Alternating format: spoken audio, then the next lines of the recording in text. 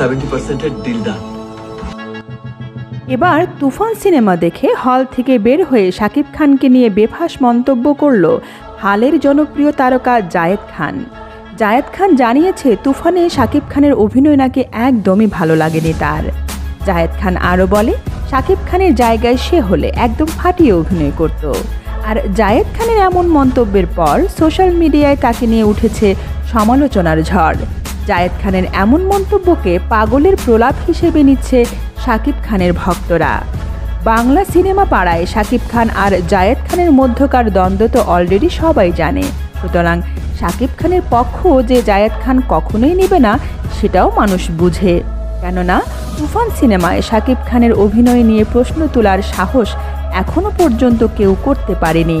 কেরিয়ারের সেরা অভিনয়টাই শাকিব খান তুফান সিনেমায় করেছে, এমনটাই মন্তব্য করছে তুফান দেখে হল থেকে বের হওয়া দর্শক। তুফান দেখে সবার মুখে মুখে শুধু একটাই নাম, আর সেটা হলো শাকিব খান।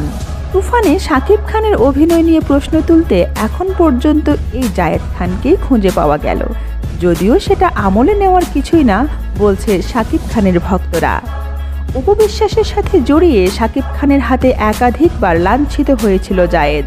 সেই থেকে শাকিব খানের বদনাম করা ছাড়া সুনাম করতে এখনও পর্যন্ত দেখা যায়নি জায়েদ খানকে, যদিও শাকিব খান ছাড়া বাকি সবার প্রশংসা করেছে জায়েদ।